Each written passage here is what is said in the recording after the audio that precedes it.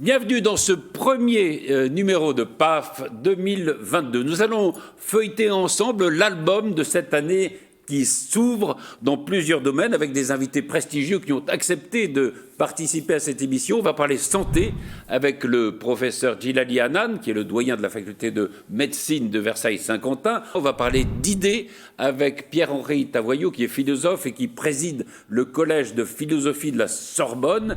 On va parler politique avec Stéphane Monson, professeur de droit, ancien doyen de la faculté de droit de Versailles-Saint-Quentin. Et puis, on parlera aussi des 400 ans de Molière en matière de culture avec un des écrivains qu'il connaît le mieux, qui est Christophe Maury, qui est son biographe et qui est le grand spécialiste de Molière. Et puis, en fin d'émission, on parlera aussi de numérique et d'économie avec deux invités, Virginie Févé, qui fait de la formation sur le numérique, et le journaliste de TV78, Nicolas Dandry, avec lequel nous regarderons les grands chiffres de l'économie de 2022. Voilà donc une émission que vous pouvez consommer comme vous le souhaitez, soit par tranche, par sujet d'intérêt, soit dans son intégralité. Et on commence tout de suite avec le sujet qui nous préoccupe et qui vous préoccupe tous, la santé.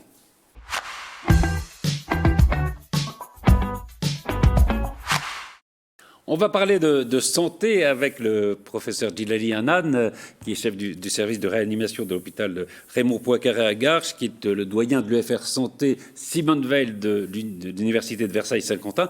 Bonjour professeur et bonne année. Bonjour, bonne année.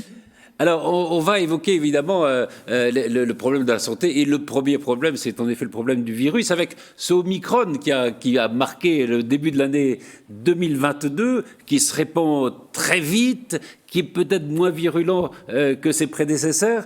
Est-ce qu'on a l'impression qu'on laisse faire finalement, et peut-être pour aller vers une immunité collective? Est-ce que c'est ça un peu le calcul qu'on pourrait avoir? Alors, c'est intéressant qu'on reparle à nouveau d'immunité collective, oui, puisque il y a quelques semaines ou quelques mois, on expliquait qu'on ne l'atteindrait jamais. Hein. Justement, du fait des variants, du fait de la difficulté à déployer la vaccination sur l'ensemble de la planète, et donc cette notion même d'immunité collective a été profondément remise en cause il y a quelques semaines à peine.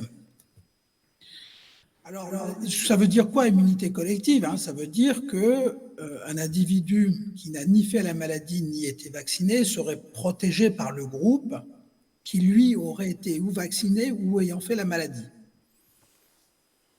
Dans la réalité, comme la vaccination, malheureusement, n'empêche pas la transmission du virus, eh bien c'est un facteur, vous voyez, qui compromet cette protection collective. Et on le vit aujourd'hui, puisque si Omicron se propage aussi vite et de façon aussi massive, alors que 91% de la population éligible en France est vaccinée, c'est bien la démonstration même que malheureusement, la vaccination ne permet pas d'empêcher le virus de circuler. Mais est-ce qu'on peut dire quand même que, alors en effet, elle n'empêche pas le virus de circuler, mais est-ce qu'on peut dire qu'elle atténue les formes graves de maladie d'une façon générale? Absolument. Et ça, c'est très clairement l'effet principal de la vaccination dans le cadre de la Covid-19, un effet remarquable qui est celui de prévenir les formes graves et l'évolution vers les formes graves. Et je voudrais dire, aujourd'hui, heureusement, qu'on a 91% de la population éligible vaccinée, parce qu'avec le nombre de contaminations quotidiennes, eh bien on voit qu'on aurait un nombre de formes graves qui viendraient déborder de façon massive les hôpitaux, et malheureusement, ce serait associé à un nombre de décès considérable. Donc on voit l'efficacité de la vaccination pour nous protéger des formes graves. Oui, justement, ce variant qui est très très contagieux, il n'a pas immobilisé l'hôpital comme on aurait pu le craindre. En tout état de cause, effectivement, il ne se traduit pas par une augmentation massive, en tout cas pour l'instant, des hospitalisations. En tout cas, pas au-delà, pas à faire déborder nos hôpitaux. Parce que la tension sur l'hôpital existe et la tension sur les services de réanimation existe aussi. Les patients, ils sont très nombreux, ils arrivent tous les jours et on est quasiment à saturation. Mais honnêtement, encore une fois, ça n'est pas grand-chose par rapport à ce qu'on aurait pu attendre avec le nombre de contaminations quotidiennes. Il y a plusieurs explications à cela. La première, c'est qu'il est très vraisemblable, en effet, que le variant Omicron soit moins pathogène, moins virulent, au sens où il se développerait davantage au niveau des voies aériennes supérieures, au niveau de la gorge, du nez et de la bouche, et atteindrait beaucoup moins le poumon profond, contrairement au variant Delta, et donc engendrant moins de pneumonie et plus d'infections ORL. Ça, c'est une première explication. La deuxième explication, qui est au moins tout aussi importante, c'est que le variant Omicron arrive dans une situation où la vaccination est très largement déployée, et par conséquent, nous, les personnes, nous avons une certaine forme de protection à son égard, et nous ne sommes plus, si je peux m'exprimer ainsi, vierges de toute protection, comme c'était le cas dans le passé. Et donc, c'est la combinaison de ces deux facteurs qui fait que, heureusement, Omicron ne se traduit pas par une tension excessive sur le système de santé. Quand le ministre de la Santé dit bon, c'est peut-être la dernière vague, est-ce que vous pensez que c'est un peu optimiste et qu'il faut plutôt s'attendre à voir comme ça d'autres variants qui risquent d'arriver et au fond s'habituer à vivre avec ce virus? Alors, c'est une expression maladroite, bien évidemment, parce que scientifiquement, rien ne supporte le fait, rien ne vient appuyer le fait, scientifiquement parlant, que ce serait la dernière vague. Par contre, et c'est là où je parle de maladresse, par contre, je pense que ce que voulait dire le ministre, c'est que c'est peut-être le tournant de la pandémie dans le sens où on aurait mis fin à la pandémie. Pandémie veut dire que le virus circule en même temps dans tous les pays de la planète. Et donc c'est cette étape-là qui pourrait être terminée en 2022, le virus ne disparaissant pas de la Terre, mais grâce à l'immunité engendrée par Omicron, eh bien, après Omicron, on se retrouverait avec des foyers épidémiques dans certains pays, mais pas en même temps, et on ne serait plus en phase pandémique. Ça, c'est quelque chose de probable, et je pense que c'est ce que voulait dire le ministre en disant que c'était la dernière vague. Alors, au-delà de la crise à laquelle vous faites face, vous-même d'ailleurs en tant que médecin, mais il y a aussi tout ce qu'on a appris de cette crise sanitaire. Il y a d'abord la situation de l'hôpital. Vous-même, vous avez été conseiller de ministre de la Santé. Est-ce que cette crise sanitaire risque de nous faire changer notre regard, au fond, sur les priorités en matière de santé? En tout cas, il le faudrait.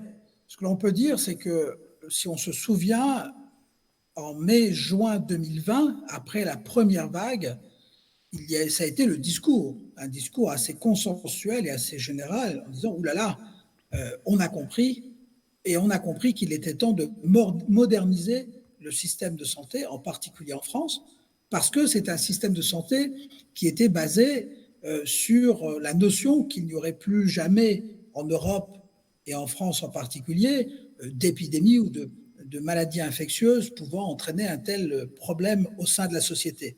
On était convaincus qu'il fallait organiser le système de santé pour traiter le cancer, pour traiter les maladies neurodégénératives, et que l'on n'avait pas à se soucier et qu'on n'avait plus à se préoccuper de ce type de menaces. Donc ça, il faut impérativement que l'on modifie les choses, qu'on reprenne ce discours, parce que il est clair que nous devons tout faire pour renforcer la part de l'organisation du système de santé consacrée à la prévention. C'est à la fois, et ça nécessite plusieurs actions importantes. Ça nécessite d'abord un investissement massif dans la prévention plutôt que dans les structures de soins. Ensuite, ça nécessite de modifier considérablement la formation des futurs soignants. Moi, et dans ma formation, et dans ma faculté, dans la formation des jeunes professionnels, la part de la prévention est extrêmement modeste par rapport à la part du traitement des maladies établies. Et donc ça aussi, c'est quelque chose qu'il faut profondément changer et repenser considérablement l'organisation de notre système de santé et la formation des soignants. Mais ça prend du temps, forcément. Alors bien sûr, Absolument, ça On l'a prend vu du avec temps. la formation, hein, on disait, rajoutons des médecins, seulement la formation c'est 11 ans. Absolument. Et puis en plus, la question n'est pas, de mon point de vue, numérique, elle n'est pas au nombre. Aujourd'hui, on forme des médecins et des infirmières et des kinésithérapeutes vraiment en nombre très suffisant. Par contre, c'est leur distribution, l'organisation, encore une fois, de l'offre de soins qui est aujourd'hui inappropriée aux problématiques de santé de notre société et de celles qui vont venir dans les prochaines années. Donc c'est moins le nombre de soignants à former que l'exercice de leur métier, la façon dont ils exercent et dont nous exerçons notre métier, et l'écosystème dans lequel nous exerçons notre métier. La deuxième leçon qu'on a apprise au fond de cette crise, c'est la formidable intelligence et créativité des chercheurs, avec cet ARN messager qui est arrivé, alors on cherchait depuis quelques années, mais enfin, c'est voilà, la rapidité avec laquelle on a trouvé une réponse quand même. Et ça, c'est absolument admirable quand même. Absolument. Et ça, pour moi, ce que le grand public a découvert, ce qui a été mis en lumière ici, c'est vraiment la notion de science sans frontières. C'est-à-dire que face à un problème de l'humanité, l'ensemble des scientifiques, à la fois du monde académique, mais aussi du monde industriel, des structures privées, se sont alliés derrière une cause commune, avec un partage inédit de données, un partage inédit d'idées, une mutualisation inédite de moyens et des investissements considérables. Et tout ça a fait que cette alliance du monde scientifique pour lutter contre l'ennemi qui était le virus, a permis ces avancées absolument inédites. C'est incroyable qu'en 2 ans à peine, on ait réussi à développer non pas un vaccin, mais plusieurs vaccins de technologies différentes, et qu'on ait pu développer des médicaments dirigés contre la maladie et contre les différentes étapes de la maladie. C'est vraiment inédit, ça ne s'est jamais produit avant en médecine, même pour le sida. Le sida, ça a pris 10 ans d'engagement pour développer les premières thérapeutiques. Ici, en 2 mois, on a développé tout un arsenal de traitements. En 2 ans, pardon. Ça veut dire que, au fond, je voudrais le regard du médecin que vous êtes sur cette année 2022, on peut être relativement optimiste, au fond, malgré les difficultés. Il faut être optimiste parce que, encore une fois, on a, sur le plan médical et sanitaire, on a toutes les raisons de l'être. On connaît très bien, je ne dis pas que ça va être la fin, moi, de la pandémie ou de l'épidémie. Ce qui est certain, c'est qu'aujourd'hui, on connaît très bien la maladie. On est capable de prendre en charge les patients, on est capable de prévenir. Donc, il y a, du point de vue du contrôle de la Covid-19, on est dans une situation où l'on peut être serein. On a beaucoup, comme vous l'avez dit, appris à la fois sur nous, sur nos systèmes, sur notre société, sur l'organisation de notre système de santé. Et je suis convaincu que les efforts collectifs vont être faits pour donner un nouvel élan à la santé et au système de santé en France, en renforçant encore sa base, puisqu'il est fondé sur la solidarité. Merci beaucoup, professeur Djillali Annane, et bonne année. Merci. Bonne année également. Merci beaucoup.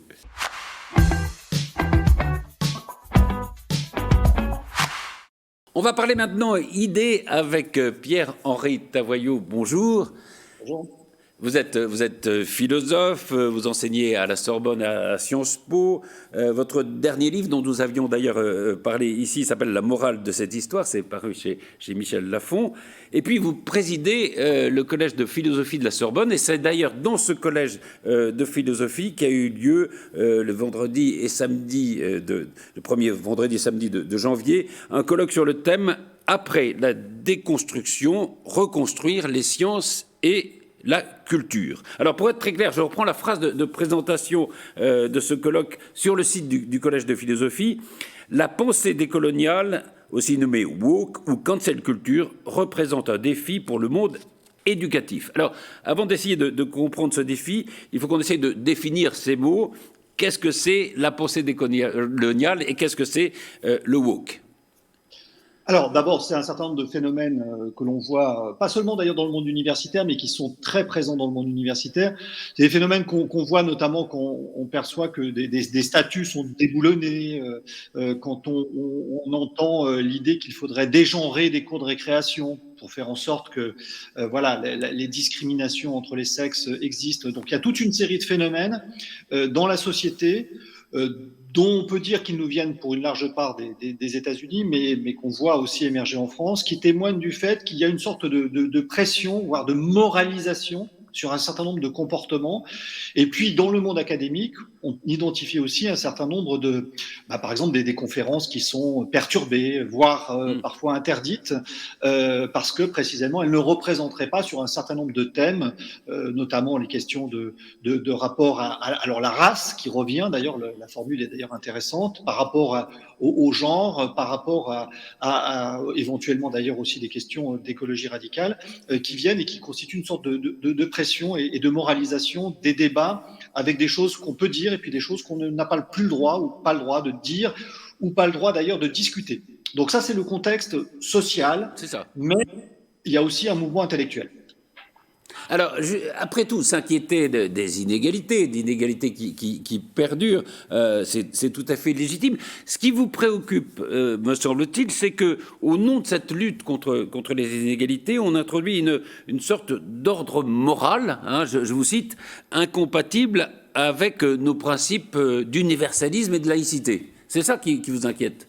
Oui, c'est ça. C'est-à-dire qu'en fait, pour prendre un tout petit peu de recul, c'est pour ça qu'on a appelé ce colloque après la déconstruction, Oui. parce que la déconstruction est un mouvement intellectuel qui est d'ailleurs très puissant et très profond. On peut identifier en fait 3 âges de la déconstruction. Pour bien donner le contexte, hein, voir ce qu'il y a de pertinent et ce qu'il y a ce qui nous semble de plus Oui, deep. parce que la déconstruction, ça fait partie de l'histoire des idées et de la philosophie. Oui, on peut dire même que c'est toute la philosophie moderne. J'allais dire Descartes, quand il pratique son doute radical, dont la situation est très simple, il dit voilà, j'ai appris beaucoup de choses en matière de théologie, puis je suis un peu perdu, donc je vais pratiquer ce qu'il appelle le doute, c'est-à-dire l'idée que je vais douter de tout, donc c'est une forme de déconstruction, jusqu'à ce que je trouve quelque chose de certain sur laquelle je puisse reconstruire l'édifice des sciences. Et cette petite chose certaine, tout le monde la connaît, ça fait partie de la culture de base.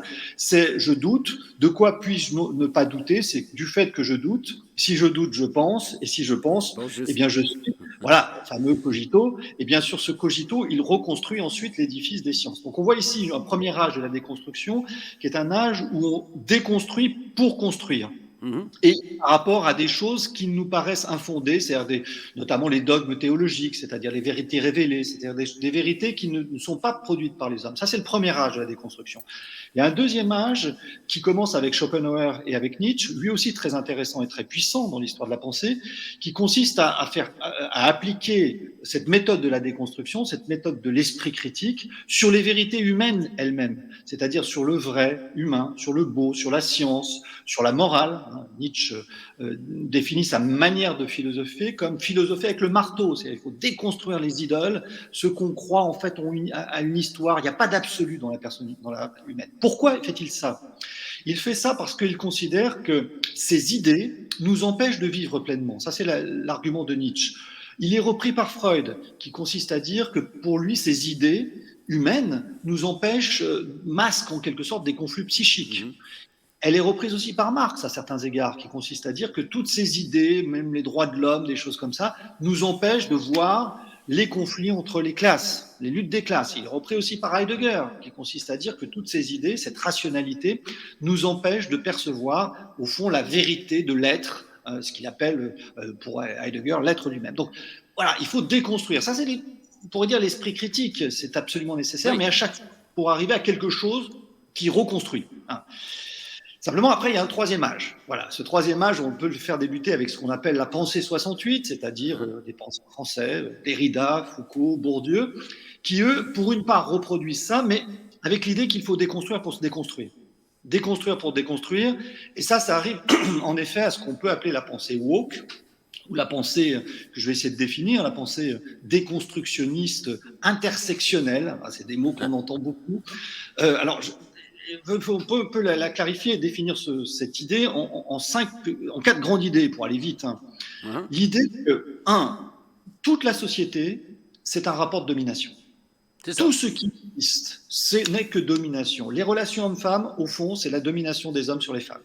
Les relations à la nature, c'est la domination du productivisme et du capitalisme sur la nature.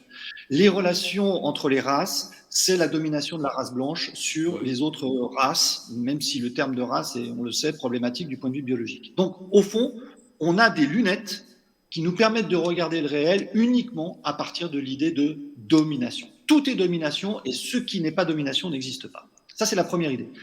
À partir de là, le comble de la domination, pour cette pensée justement décoloniale, c'est le colonialisme occidental. C'est pour ça que c'est une pensée très anti-occidentale. Il faut, la colonisation, c'est le comble de la domination humaine, de l'homme sur la femme, du nord sur le sud, de la technique sur la nature, etc. Donc c'est le comble. Troisième idée, pardon, je vais un peu vite, mais la décolonisation, l'émancipation de la femme, la préoccupation de l'environnement, sur l'environnement, tout ça, ce sont des illusions, c'est de la poudre aux yeux. En fait, la domination est toujours là et peut-être beaucoup plus sournoise et puissante qu'elle n'a jamais été par le passé. Donc en apparence, les femmes sont libres, en vérité, le patriarcat est toujours là. C'est ça l'idée, hein. Je sais pas ce que je défends, hein. J'essaie de résumer. On croit qu'on est écolo parce qu'on fait du tri, etc. Pas du tout. La nature est en train de mourir sous les coups du capitalisme. Et donc, à partir de là, oui, le sentiment que la domination est encore plus puissante aujourd'hui et à cause de l'Occident qu'elle n'a jamais été. Alors, on gomme là-dessus tout ce qui a pu exister par le passé, c'est-à-dire le fait que la civilisation occidentale n'est pas la seule à avoir colonisé, qu'elle a été la seule dans toute l'histoire de l'humanité à avoir aboli l'esclavage, la seule. L'esclavage, oui, absolument. Et puis, à partir de là, je termine le raisonnement. Face à cette ampleur de la domination, et là c'est tout à fait logique, eh bien, il y a une seule chose à faire. D'abord, il faut se réveiller, c'est woke, woke, c'est l'éveil. C'est l'éveil. Cette domination qui n'est pas aussi palpable qu'on peut le penser, mais ça suffit pas de se réveiller. Il faut annuler, cancel culture. Il faut impérativement agir, y compris quand on est un universitaire. Là, on voit le passage de la théorie à la pratique. Il faut supprimer, il faut abolir les stéréotypes. Il faut lutter contre toutes ces dominations sournoises que l'on ne voit pas et qui sont évidemment absolument abjectes. D'où le fait qu'on a affaire là souvent, pas en général, mais pour ceux qui sont pratiquants de cette logique, à des universitaires qui sont devenus des militants, qui sont devenus des personnes qui veulent passer de la théorie à la pratique et qui sont parfois prêts à tout pour y parvenir. C'est ça, ce que vous dites, c'est que ce jeu entre la domination et l'oppression ne suffit pas à constituer une grille de lecture suffisante. Mais alors, les tenants, au fond de ces théories, vous répondent en disant que rendre visibles les facteurs d'inégalité, de discrimination, c'est pas être idéologue. Oui, mais ça, ils n'ont pas tout à fait tort, d'ailleurs. Vous avez tout à fait raison. Le point est absolument essentiel. Si vous voulez, le point de clivage entre, disons, les positions que je peux défendre et puis les positions woke, c'est pas de dire qu'il n'y a pas de domination, c'est pas de dire qu'il n'y a pas de choses scandaleuses dans le monde, qu'il n'y a pas de discrimination. C'est l'idée de dire qu'il n'y a pas que des discriminations. D'ailleurs, s'il y avait que des discriminations, à mon avis, on ne pourrait pas lutter contre. C'est de dire que nous avons des principes, notamment les principes démocratiques, issus des droits de l'homme, européens, inventés par l'Europe, qui sont des principes justement d'émancipation, et que c'est pas en détruisant ces principes d'émancipation qu'on va faire avancer les choses, mais c'est en s'appuyant sur ces principes pour faire progresser la lutte contre la discrimination, faire avancer l'émancipation des femmes, faire avancer l'attention à la protection de l'environnement. C'est justement le fait que de dire tout n'est pas domination. Par exemple, dans les rapports hommes-femmes, il y a un truc qui s'appelle l'amour et qui n'est pas de l'ordre simplement de la domination de l'homme sur la femme. Dans les rapports sociaux, il y a de l'amitié. Dans le rapport au passé, il y a des liens qu'on essaye de comprendre. Ça s'appelle l'histoire rigoureuse. Et c'est pas en déboulonnant la statue de Colbert qu'on va faire avancer la cause de la condition des Noirs dans l'histoire. C'est pas comme ça. C'est au contraire en comprenant ce qui s'est passé par le passé, en évitant toute espèce de révisionnisme. Alors, vous l'avez dit, ce sont des des pensées qui nous viennent des États-Unis. Il y a peut-être d'ailleurs un petit effet boomerang, parce que vous parliez de Derrida, de Foucault, qui ont été beaucoup étudiés aux États-Unis, qui nous reviennent un petit peu comme ça en pleine face. Mais au fond, alors c'est très bien de faire des colloques comme ça, mais on a quand même l'impression que la France et l'université, peut-être aussi française, justement grâce au principe d'universalisme qui nous fonde, résiste assez bien quand même à ces mouvements. Est-ce que on résiste assez, ou est-ce qu'il faut être inquiet, justement? Ça, c'est une question vraiment d'évaluation de la situation. Moi, je respecte tout à fait les gens qui nous disent qu'au fond, c'est pas très très grave, qu'on a les ressources pour lutter contre ça et que c'est pas la peine d'en faire un plat. Je suis plus suspicieux à l'égard de ceux qui nous disent, sont un raisonnement extrêmement intéressant, qui nous disent, un, le wokisme, ça n'existe pas. 2, ça a toujours existé. Et 3, c'est formidable. Donc voilà, c'est un peu le raisonnement qu'on nous avance, qu'on nous oppose. Après, c'est une question d'évaluation de la situation. Et c'est vrai que là-dessus, il faut être clair. Ce colloque avait vocation à faire un état des lieux. Essayer de voir si c'était effectivement, en effet, d'abord, si on pouvait définir le déconstructionnisme, je pense qu'on y est arrivé à l'issue de ce colloque. 2, si c'était potentiellement dangereux. Je pense qu'il y a eu beaucoup de témoignages dans des disciplines, parce que vous voyez, le monde universitaire, c'est beaucoup de disciplines différentes, et donc c'est difficile d'avoir une vision d'ensemble. Donc là, nous avions des gens des sciences dures, des gens, donc des mathématiciens, des physiciens, des gens de musicologie, des gens d'histoire de l'art, des gens de littérature, des gens de philosophie, des gens de sociologie. Et donc, voilà, on avait toute une série de témoignages de personnes qui ont rapporté des faits très très précis, indiquant qu'on pouvait quand même un peu s'inquiéter de la situation. C'est-à-dire que la montée en puissance de cette idéologie constitue une pression qui peut potentiellement mettre en péril la liberté académique et qui constitue une pression de plus en plus importante, même s'il ne faut sans doute pas, en effet, trop dramatiser la situation, et que nous avons les ressources pour, en France, un peu résister. C'est d'ailleurs pour ça que ce colloque a eu lieu probablement en France et pas dans d'autres pays. J'insiste néanmoins sur le fait que ce colloque, en l'organisant en dehors d'un contexte universitaire, c'est pas mon université qui a organisé ce colloque, je n'aurais pas pu le faire dans mon université. Les pressions ont été très fortes. Dès lors que ce colloque est apparu, on a eu quand même, titre de noblesse, des communiqués des syndicats, CGT, Sud, UNEF, pour dire que ce colloque était scandaleux, qu'il n'avait pas de légitimité à se tenir. Donc voilà, c'est quand même un indice du fait que ce genre de choses et ce genre de débats, on ne peut pas forcément les avoir facilement, et nous prenons des risques. Nous avons eu des intervenants dans ce colloque qui ont dit, écoutez, votre colloque est formidable, mais moi je suis en phase de recrutement à l'université, si je participe à votre colloque, je suis mort. Voilà. Il y a d'ailleurs eu des manifestations, des étudiants, on a entendu le mot de fasciste même. C'est-à-dire très intéressant d'ailleurs, parce qu'il y avait parmi les participants beaucoup de gens et de gauche et de droite, mais des républicains, quoi. Il y en a peut-être un, je ne sais pas, qui a peut-être attiré ces reproches, c'est que vous aviez appelé dans ce colloque, c'est Mathieu Bloch-Côté. Est-ce que, oui, qui a pris quand même des positions, qui défend beaucoup Zemmour, etc. Est-ce que c'était une bonne figure dans ce colloque de le prendre? C'est un universitaire d'abord, et il vient du Canada, du Québec, qui est un lieu particulièrement important, donc, et même un peu en avant-garde sur ces questions, donc c'est pas inintéressant de le faire venir, mais vous avez raison d'indiquer que nous avions une diversité à la fois disciplinaire et politique totale. Jacques Julliard, hélas, n'a pas pu venir parce qu'il était malade, mais il va écrire un texte dans les actes du colloque. Pour lui, vraiment, enfin, je veux pas me parler à sa place, mais j'ai eu une conversation avec lui au téléphone. Pour lui, ce colloque représente, ça m'a beaucoup ému dans ce sens-là, un acte refondateur de la gauche. Voyez, donc de dire que ce sont des fascistes et des conservateurs ou des réactionnaires qui ont nourri le colloque, c'est nier que, disons à 50-50, il y avait des représentants de la droite, de toutes les droites, et des représentants alors je dirais pas toutes les gauches, parce qu'effectivement, la gauche radicale, la gauche extrême n'était pas présente. Mais il y avait républicaine laïque, enfin voilà, qui était très présente, avec des personnalités, des pointures sur le plan académique. Et j'ajoute par ailleurs que ce colloque, dont les enregistrements sont disponibles, donc chacun peut se faire son avis, a été vraiment d'un très très haut niveau. passionnants, chacun souhaitant donner le meilleur, et avec des exemples vraiment intéressants. Je pense notamment à l'intervention d'Alexandre Gady sur l'histoire de l'art et notamment une statue de Champollion qui avait été critiquée au Collège de France. Donc, il y a eu des moments extrêmement forts, extrêmement puissants dans ce colloque, et j'invite évidemment tous ceux qui s'intéressent à ce sujet d'aller voir par eux-mêmes, tout simplement.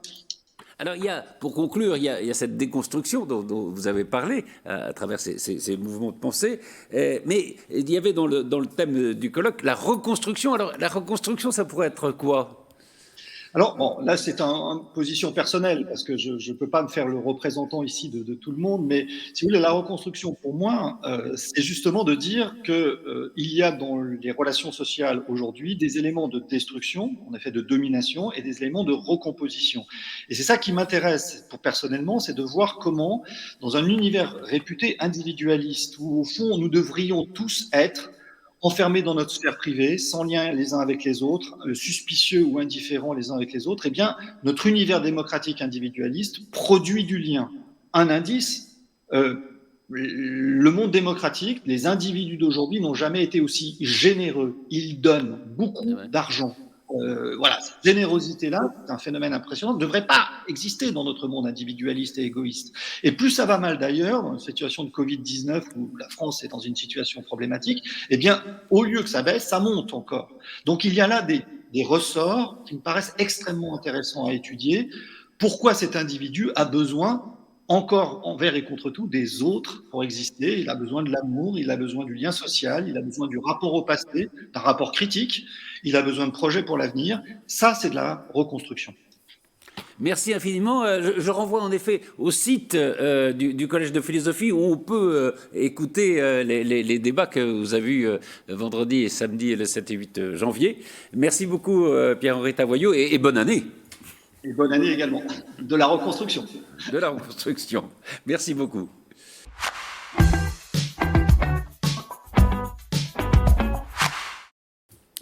On va parler maintenant de politique, puisqu'il risque de se passer une ou deux choses importantes au cours de cette année, avec Stéphane Monson. Bonjour. Bonjour Patrice, bonjour cher Patrice. Vous êtes professeur de droit public, vous êtes ancien doyen de la faculté de droit de l'université de Versailles-Saint-Quentin. Alors, on ne va pas parler des résultats de l'élection présidentielle, bien que vous les connaissiez déjà, mais vous les gardez secrets, hein. Oui, ne vous inquiétez pas, je les garde secrets. Je les ai jusqu'au déjà. 24 avril. Bien sûr. Voilà. Vous ne dites rien. Mais on va essayer d'analyser un peu ce qui peut se passer dans les prochains mois dans la politique française. D'abord, un mot peut-être sur cette élection présidentielle au suffrage universel voulu par le référendum voulu par le général de Gaulle. C'est l'élection la plus importante de la Ve République. Oui, absolument. On peut même dire que, si vous voulez, c'est vraiment la clé de voûte des institutions de la Ve République qui à l'origine sont quand même, comment dirais-je, reconfigurées en 1958 pour restaurer l'autorité de l'État et très clairement pour reconstruire un nouveau régime, essentiellement autour de la figure dominante d'un homme. Donc c'est très lié aux circonstances, le général de Gaulle. Donc le principe même est décidé en 1962. Le général de Gaulle est élu en 1958 par un collège de grands électeurs. En 62, les Français sont favorables à l'élection au suffrage universel direct, qui pour la première fois a lieu en 1965. Donc. Et alors, il y a parfois, on entend quand même quelques contestations sur ce système, on y reviendra peut-être d'ailleurs, et sur cette élection au suffrage universel, mais on a l'impression quand même que ça serait très difficile de revenir en arrière par rapport à ça. Oui, vous avez absolument raison. Le système fait l'objet, alors parfois à juste titre, de critiques qui sont quasi permanentes et qui sont récurrentes depuis le début. Souvenez-vous du pamphlet de François Mitterrand, Le coup d'État permanent, qui était très axé, alors non seulement sur la personne du général de Gaulle, mais aussi sur ce principe de l'élection du président par les Français de manière directe.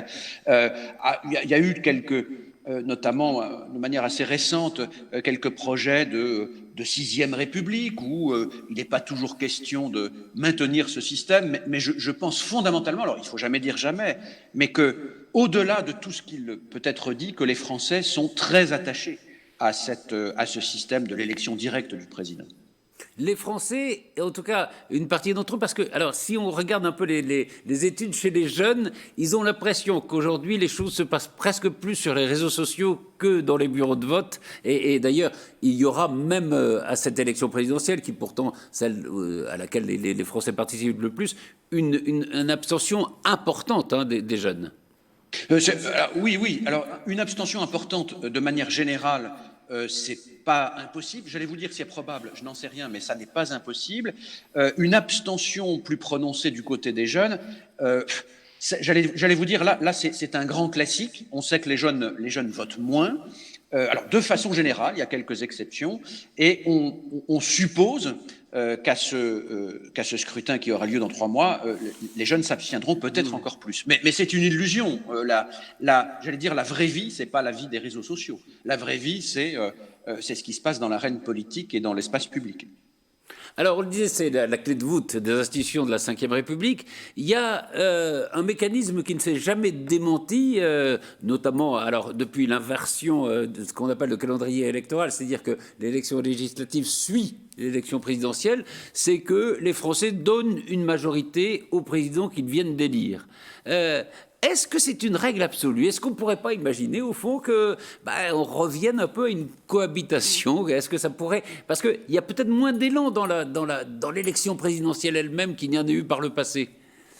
Oui, alors il faut préciser d'abord que cette inversion du calendrier, c'est-à-dire d'abord l'élection présidentielle, ensuite l'élection législative, elle a justement été voulue pour éviter les situations de cohabitation, c'est-à-dire les 3 épisodes de cohabitation, Chirac, Premier ministre de Mitterrand, Balladur, Premier ministre de Mitterrand, et Jospin, Premier ministre de Jacques Chirac. Situation dans laquelle le Premier ministre est d'un bord politique opposé à celui du Président de la République. Pourquoi est-ce qu'on a voulu éviter?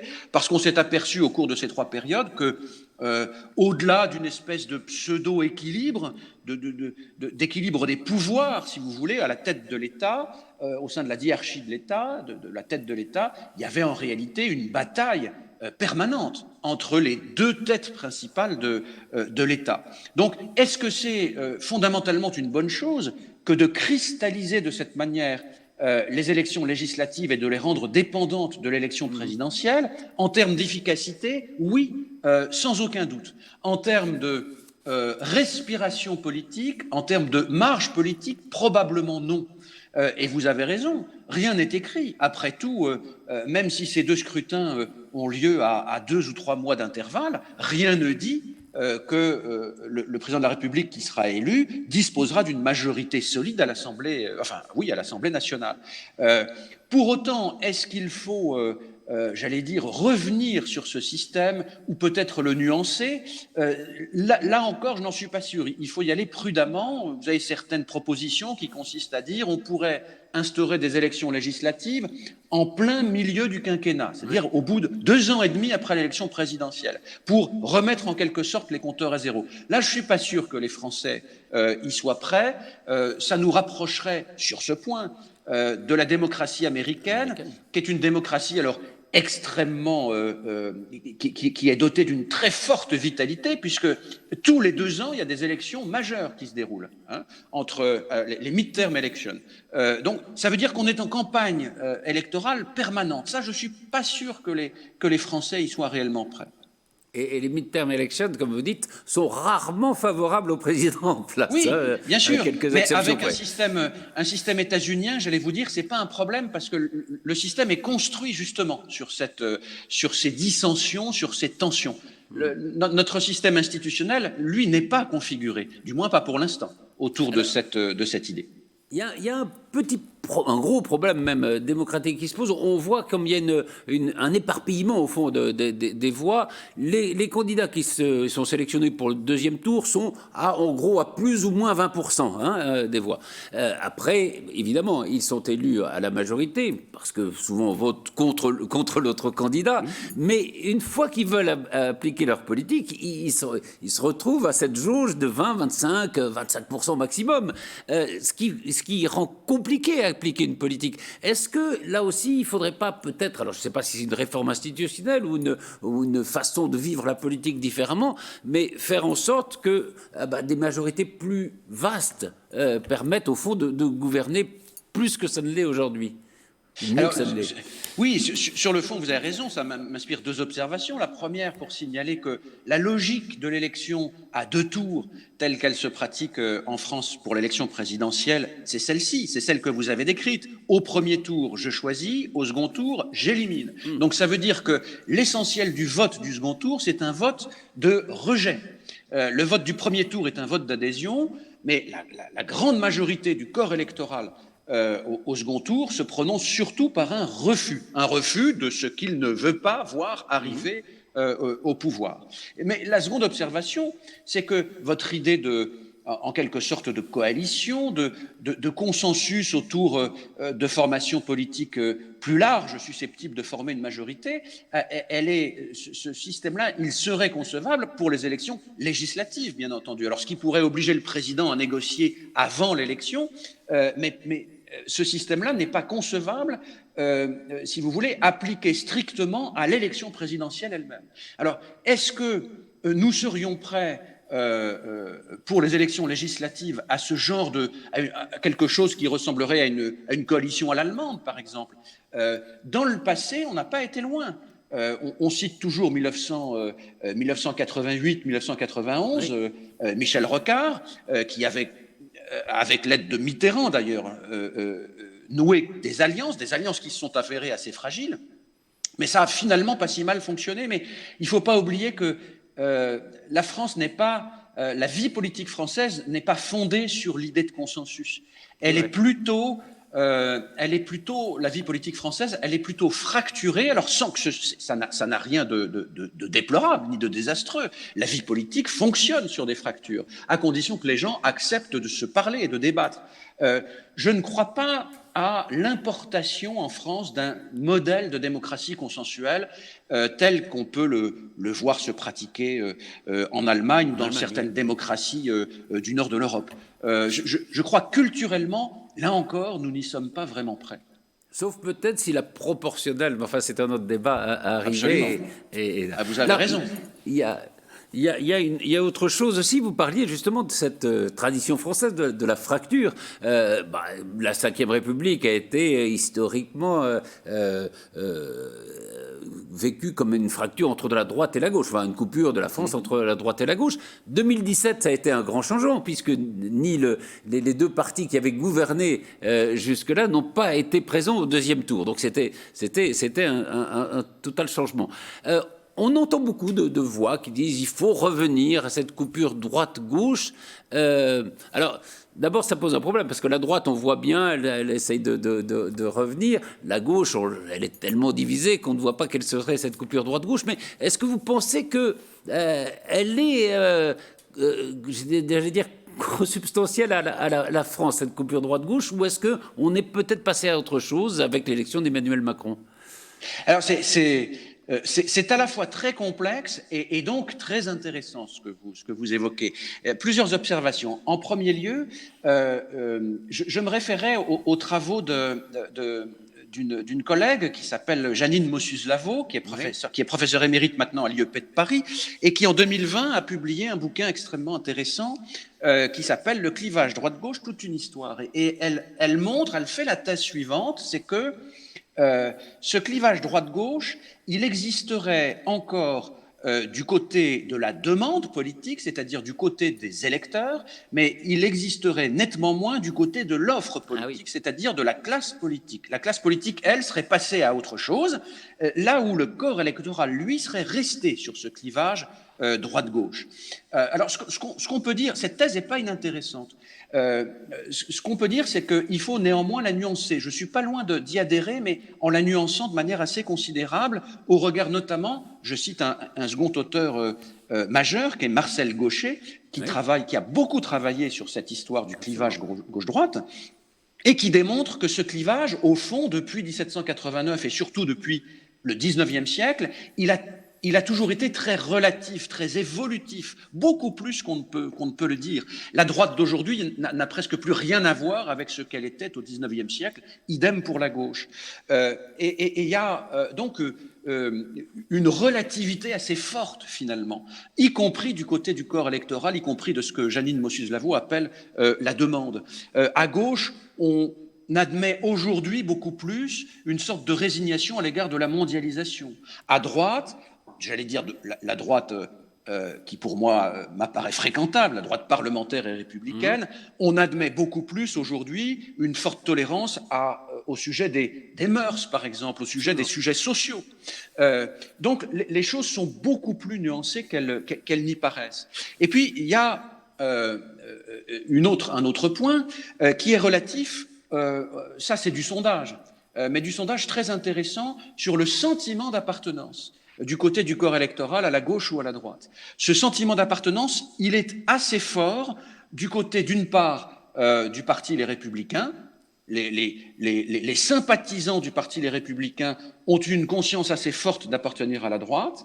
Et il est fort aussi du côté de la France insoumise. Les sympathisants de la France insoumise ont une conscience assez forte d'appartenance à la gauche. En revanche, ce sentiment d'appartenance est relativement diffus, relativement faible, ça n'étonnera personne, du côté de la République en marche, des sympathisants de la République en marche, et beaucoup plus étonnant, ce sentiment est aussi assez largement diffus à hauteur d'un tiers, 30 à 33% des sympathisants du côté du Rassemblement national. C'est-à-dire que vous avez un tiers des électeurs du Rassemblement national qui ne se situent ni à droite ni à gauche. Ça montre bien que le duel entre Emmanuel Macron et Marine Le Pen échappe à cette construction droite-gauche. Et cette construction droite-gauche, dans ce dialogue, mais dans ce duel Macron-Le Pen, il se reconstruit, au fond, ce dialogue autour d'autres clivages. Alors, d'autres clivages qu'on connaît,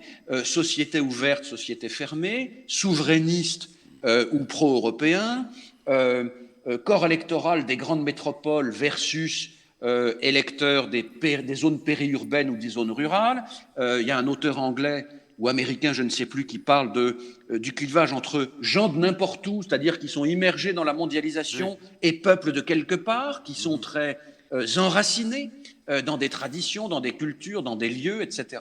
Donc, en résumé, je crois que ce clivage droite-gauche, il produit encore des effets, il est encore malgré tout ancré dans l'esprit de beaucoup d'électeurs, mais comme dit Édouard Philippe, la poutre est en train de travailler,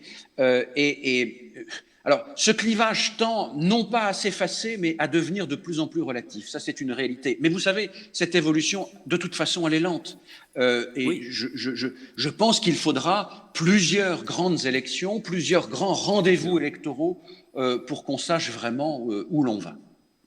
Un dernier mot peut-être, alors, parce que c'est un débat qu'on entend beaucoup aujourd'hui, sur celui des 500 signatures, puisque, alors, comme toujours, parce qu'à chaque fois, il y a beaucoup de gens qui disent on a du mal à avoir les 500 signatures. Ils finissent toujours quand même par les avoir, 500 signatures d'élus pour pouvoir se présenter à la présidence de la République. Mais c'est vrai que si quelqu'un est à plus de 10% dans les sondages et ne peut pas se présenter, on peut penser que ça pose un problème démocratique. Est-ce que vous pensez qu'il faudrait changer ce mode de sélection au fond des candidats ? Alors, ce système, il est devenu un peu plus sévère en 1976, parce de 1900, absolument, de 65 à 74, il fallait 100 signatures. Il en faut donc 500 depuis l'élection présidentielle de 1981. Et de surcroît, il y a d'autres contraintes. 500 signatures donc, qui doivent être obtenues dans le j'allais dire, dans le substrat politique local, puisque ce sont 42 000 élus qui sont habilités à donner leur signature, alors les maires, les conseillers régionaux, les conseillers départementaux, les parlementaires, donc il faut un enracinement local. Et puis il y a des contraintes aussi assez fortes, il ne faut pas plus de 50 élus par département, il faut 30 départements différents, il y a des contraintes chronologiques, et puis depuis 2017, il y a une nouvelle contrainte, voilà. C'est que le nom des signataires doivent être publiés. Bon. Alors, est-ce que, par quoi ça se justifie? Et est-ce qu'il faut revenir sur ce système ou l'amender? Ça se justifie par le fait que l'élection présidentielle ne doit pas être, alors ça se discute, mais dans l'esprit actuel des institutions, ne doit pas être un forum de discussion, un forum de promotion de certaines idéologies, de certaines idées, de certains mouvements. Ça n'est pas, si vous voulez, la foire politique qui va permettre à tout un chacun de faire un tour de piste pour se faire connaître. Cette campagne présidentielle, elle a une fonction bien précise qui lui est assignée, c'est de désigner, de concourir à la désignation du président de la République. Donc, ça n'est pas en soi une mince affaire. Est-ce qu'il faut... Donc il y a une fonction, il y a un côté fonctionnel qui est attaché à cette idée des 500 signatures. Alors, est-ce qu'il faut revenir dessus? De mon point de vue, je ne le pense pas. Est-ce qu'on pourrait l'amender, le modifier, le faire évoluer? Il y a des propositions sur ce point. Il y avait d'ailleurs une proposition qui avait été faite par Lionel Jospin au moment où il était Premier ministre, qui serait d'aboutir à un parrainage hybride entre des élus d'un côté et des signatures de citoyens de l'autre, ce qui pourrait contribuer à essayer d'équilibrer ces deux pôles. Mais en tout état de cause, ça n'est pas simple. Mais sur le principe, en tout cas, je suis, de mon point de vue, favorable à ce qu'on maintienne un verrou qui ne me semble pas un verrou antidémocratique, qui confère une fonction bien précise à cette campagne présidentielle, de concourir donc à l'élection du premier personnage de l'État. En tout cas, jusqu'à présent, avec l'expérience qu'on en a, ça n'a jamais empêché quiconque, comme candidat sérieux, si je peux dire, de se présenter. Et même, il y a même des candidats, je sais pas, il y a 2 candidats trotskistes à chaque fois qui va obtenir. Bien sûr, il y a quand même une diversité très importante. Oui, quand vous regardez aujourd'hui dans la presse le nombre de candidats qui se sont déclarés. Alors, vous en avez, au-delà des 12 ou 15 candidats que tout le monde connaît, vous en avez, derrière, vous en avez 20 ou 25 que personne ne connaît. Personne ne connaît. Et qui se disent candidats. Alors, il y a évidemment, il y a Philippot, il y a les Drouet, l'ancien gilet jaune, etc. Mais il y en a en tout, donc, ça doit tourner autour de la quarantaine aujourd'hui. Absolument. Donc, voilà, ce système des signatures, il introduit quand même une part de rationalité. Merci infiniment, Stéphane Manson. Merci, Patrice. Pour cet éclairage. C'était un plaisir. C'était un plaisir. Et bonne année. Et bonne année à vous tous. Bonne année. Merci beaucoup.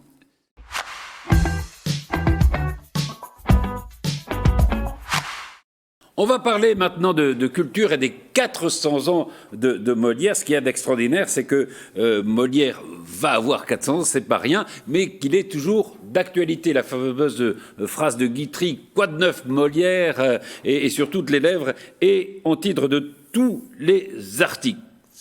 Alors, Molière, 400 ans et toutes ses dents, c'est vraiment ça. On va en parler avec Christophe Maury, qui est écrivain, qui est homme de théâtre, qui est un des grands spécialistes de Molière. Il a écrit notamment la biographie de Molière chez Folio et Marquise, la nouvelle comédienne de Molière chez Balland. Bonjour Christophe. Bonjour Patrice, bonjour à tous. Alors, il y a une chose qui frappe, Christophe, c'est qu'il y a souvent des hauts et des bas chez les grands auteurs. Il n'y a pas tellement eu de bas chez Molière. C'est une star et le succès, et c'était déjà une star de son vivant. Oui, absolument. D'abord, quand on voit l'inventaire après le décès de la richesse de Molière, elle est considérable. Il y a à peu près 60 kilos d'argenterie, il y a un clavecin, il y a des œuvres d'art. Et Molière a toujours été riche, Molière a toujours couru après l'argent, et Molière a toujours eu énormément de succès dès lors qu'il se met sous la protection de Monsieur, le frère du roi, puis du roi, à partir de 1658. Donc, oui, c'est une star, et on vient le voir, on vient voir le comédien parce qu'il fait rire, parce qu'il fait des annonces au théâtre en gesticulant, en mimant, en singeant, en imitant, et tout le monde s'y retrouve. Tout le monde s'y retrouve. Et là, c'est une star française, mais il est aussi assez vite connu en Angleterre, il est aussi assez vite connu aussi en Russie, ce qui pourrait pas être étonnant. Qu'est-ce qui explique, selon vous, justement, cette universalité du succès de Molière? C'est d'abord l'inventeur vraiment de la comédie de mœurs. Certes, on avait eu Corneille avec Le Menteur, La Suite du Menteur et les autres comédies, mais Molière va avoir des personnages, des comédies qui sont à la fois le verre à moitié vide et à moitié plein. C'est-à-dire qu'on a Philinte et Alceste, on a dans le Misanthrope par exemple, et on va avoir une comédie à l'italienne, je pense à Scapin, et au personnage de Mascarille qui reprend Harlequin. On va avoir cette comédie à l'italienne, mais une comédie qui va être très française finalement, parce qu'elle va reprendre les caractères français. Alors, on va revenir peut-être sur l'œuvre après. Quelques mots sur lui. Souvent, on en a fait quelqu'un qui était comme ça, un saltimbanque qui était né dans un milieu pauvre. Pas du tout.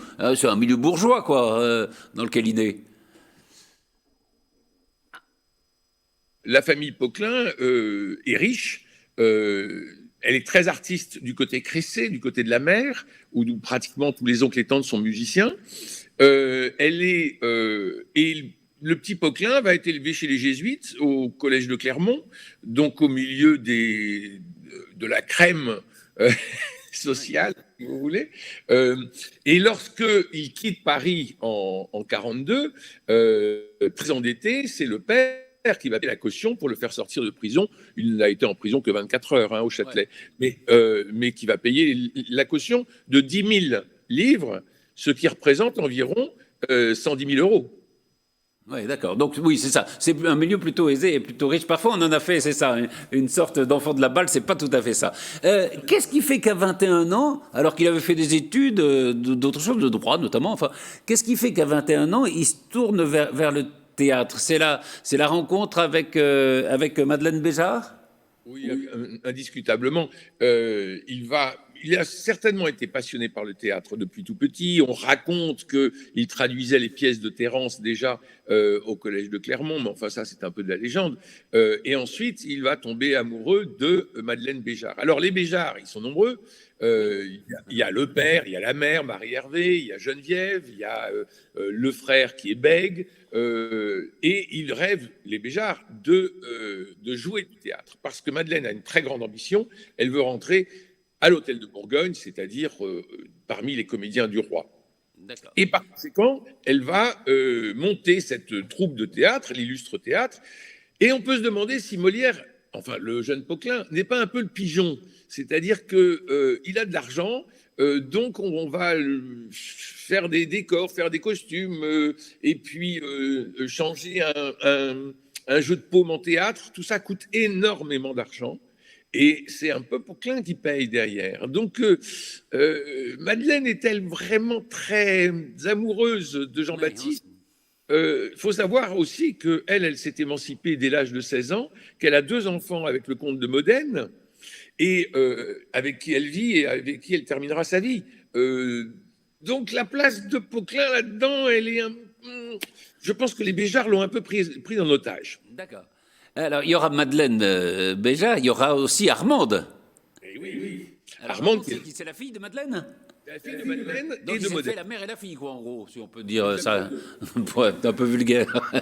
Exactement. Mais comme le dit très justement Barbier dans son joli livre Le Monde de Molière, pour Molière, le sexe est la vie. Et donc, il va avoir une vie sentimentale et sexuelle extrêmement fournie. Alors, vous avez écrit une biographie, une formidable biographie de Molière chez Folio, Gallimard Folio. C'est pas facile d'écrire une biographie parce qu'au fond, à l'époque, on a peu de données, peu de documents, il ne tenait pas de journaux, on racontait pas tellement la vie des uns et des autres. C'est vrai que c'est. Alors, comment il était Molière? Est-ce qu'il était plutôt côté. Il écrit des comédies, mais c'est pas rigolo dans la vie, si? Alors non, c'est un observateur, c'est un rigolo, c'est un grand, il est très très drôle quand il est en petit comité et quand il est sur scène naturellement. Mais dans la vie de tous les jours, il est plutôt réservé. Moi je le compare un peu à Édouard Baird, vous voyez, un type pas très grand, qui regarde, qui sourit, qui fait un peu timide comme ça, et puis dès qu'on le lâche, alors là il se lâche. Ah d'accord, oui. Et c'est vrai qu'il y a un peu tout ce qu'on a dit, mais je crois que c'est assez vrai. Il y a un peu tous ces personnages en lui. C'est-à-dire qu'il a à la fois le misanthrope et séducteur, il a à la fois Don Juan et Sganarelle. Il y a un peu ça, non? Oui, vous posiez la question des difficultés de source lorsqu'on écrit une biographie de Molière. En réalité, tout est dans son théâtre, parce que son théâtre est très autobiographique. Tous les personnages, c'est un peu lui. C'est-à-dire cette espèce de tyran domestique, ce sont ses travers. Et lorsqu'il dit qu'il écrit des comédies pour corriger les travers des hommes, ce sont ses travers à lui en premier. Et lorsqu'il fait sa grande dépression nerveuse ou son burn-out, comme vous voulez, en 1666, il va se moquer de lui-même et il écrit Le Misanthrope. Et il se met dans la place d'Alceste. Alors, on parlait de Madeleine et d'Armande Béjart, la mère et la fille, qui ont été ses maîtresses, enfin. Et puis, il y en a une autre, alors, à laquelle vous consacrez un livre, Marquise, la sensuelle comédienne de Molière, c'est la Marquise du Parc. Alors là, c'est un personnage époustouflant, c'est-à-dire que c'est une séductrice totale, elle a séduit absolument tout le monde. Alors, c'est la star. C'est-à-dire qu'elle est très très belle et on a une description précise de son physique dans le mariage forcé, où il parle de vos petits yeux éveillés, votre petit nez fripon, vos lèvres appétissantes, vos oreilles amoureuses, votre petit menton joli, vos petits tétons rondelets. Donc, comme il décrit le personnage décrit la femme qui est devant lui, on a donc cette description précise du physique de Marquise du Parc. Marquise du Parc, elle s'appelle Marie-Thérèse Gorla, son père est italien et elle est à Lyon et elle fait un peu le petit singe à danser autour de la charrette du père qui vend des onguents. D'accord. Et c'est comme ça que les comédiens de l'Illustre Théâtre, qui sont en tournée à Lyon à ce moment-là, la repèrent. Et forcément, ils sont tous séduits par cette fille qui intègre la troupe et qui va poursuivre le chemin avec l'Illustre Théâtre. Alors, comme naturellement tout le monde la regarde et tout le monde la reluque et tout le monde la désire, il va falloir bien la marier, parce qu'au moins, ça évitera de dissocier les couples au sein de la troupe. Et on va la marier avec Gros René, ouais. Berthelot, qui est un type merveilleux, gentil, sympa. Et ce que j'écris dans la biographie romanesque que vous venez de présenter et qui sort cette semaine, elle a en fait deux secrets, Marquise. Le premier secret, c'est qu'elle a de très grandes oreilles. Elle a de très très grandes oreilles. Et alors elle les cache toujours. Et ça, on le voit dans l'impromptu de Versailles, où vous avez Armande, naturellement jalouse, qui vient la voir perverse en disant « Montrez-moi vos cheveux !» Et elle cherche à se faire sortir les oreilles. Et c'est là, c'est pas écrit pour rien, cette histoire. Et puis la deuxième chose, c'est qu'elle ne sait ni lire ni écrire. Ça, c'est formidable. Et ça, c'est le secret qui fait que c'est Berthelot qui va lui apprendre ses rôles. Alors, quels sont les rôles? C'est pas des grands rôles. Elle va jouer Célie dans le troisième rôle. Hein. Oui, dans le Coq imaginaire, elle va jouer la nuit dans les aventures de Diane, elle va jouer Elvire dans Don Garcia de Navarre, une marquise dans l'impromptu de Versailles, une marquise elle-même, et puis elle va jouer quand même Arsinoé dans le Misanthrope. Pourquoi? Parce que la plupart des vers d'Arsinoé sont des vers de Don Garcia de Navarre, donc elle n'avait pas besoin de réapprendre le texte. D'accord. Alors ensuite, elle va trahir Molière, parce que tout le monde la veut. Alors, en 1658, lorsqu'ils vont à Rouen rencontrer Corneille pour lui demander l'autorisation de le jouer, ça devait durer 8 jours, ça va durer 6 mois. Parce que Corneille ne veut pas lâcher la troupe tant qu'il n'a pas eu les faveurs de Marquise. C'est incroyable. Et il va écrire ce fameux sonnet, enfin que tout le monde connaît, Marquise. Marquise, mon visage a quelques traits un peu vieux. Souvenez-vous qu'à mon âge, vous ne vaudrez guère mieux. Guère mieux. Et Brassens a mis ça en chanson avec la réponse de Marquise. J'ai 20 ans, mon cher Corneille, et je t'emmerde en attendant. Alors, voilà. Après, je vais renvoyer à votre biographie, parce que malheureusement, là, on n'a pas le temps de tout aborder, mais c'est formidable, parce que, alors, on parle de Corneille, il y a eu Racine aussi, enfin... elle va avoir 2 enfants Racine. C'est incroyable. Et elle va mourir en 1668 d'un avortement raté, et tout le monde va croire que c'est Racine qui l'a tuée. Or, c'est elle qui va créer le rôle d'Andromaque. Andromaque, c'est pas le grand rôle dans la pièce d'Andromaque. C'est Hermione. Et là, on met Andromaque. C'est comme si on mettait Catherine Deneuve, si vous voulez. Et donc, tout le monde y va pour voir Marquise dans Andromaque.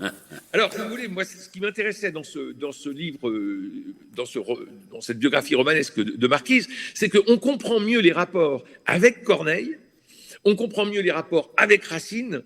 Corneille, qui arrive en 1659, qui arrive de Rouen, qui quitte Rouen définitivement et qui signe un contrat pour qui ? Pour Marquise et Berthelot, Gros René, pour qu'ils viennent dans la troupe du Marais. Donc il fait encore un coup de salaud à Molière. Et c'est, enfin, je ne reviens pas là-dessus, mais c'est une des raisons pour lesquelles vous êtes un de ceux qui sont persuadés que Corneille n'a jamais écrit, comme on l'a dit, les pièces de Molière. Mais bon, je me laisse là. Il a contribué à Psyché, c'est marqué. Oui, non, mais le reste, parce qu'après, on a beaucoup dit que Molière n'avait rien écrit, que c'était Corneille qui avait tout écrit. Vous êtes de ceux qui ne le pensent pas. Un mot, il y a un acteur très moliérien, qui a d'ailleurs écrit le dictionnaire amoureux de Molière, qui est Francis Huster, qui demande sa panthéonisation pour le 400e anniversaire. Ça serait un bon signe. Écoutez, ça serait formidable, mais... Au Panthéon, en dehors de Voltaire et de Rousseau, il n'y a que des gens d'après la Révolution française. Si on commence à ouvrir à l'Ancien Régime, alors on va mettre Jeanne d'Arc, on va mettre Sully, on va mettre Colbert, et alors à ce moment-là, on va lancer des polémiques à chaque fois. Donc le mieux, c'est de garder la règle que le Panthéon, au Panthéon sont les grands hommes et les grandes femmes, la patrie reconnaissante, la patrie après la République. Merci infiniment, Christophe Maury. Je renvoie donc à vos 2 livres, la biographie de Molière chez Folio et Marquise, la sensuelle comédienne de Molière, c'est chez Balland. Et puis, il y aura beaucoup d'hommages à Molière sur ce territoire, notamment à Versailles et à Saint-Germain. Et vous retrouverez tout, évidemment, sur le site de TV78. Merci beaucoup, Christophe Maury. Merci, Patrice. Et bonne année. Bonne année surtout.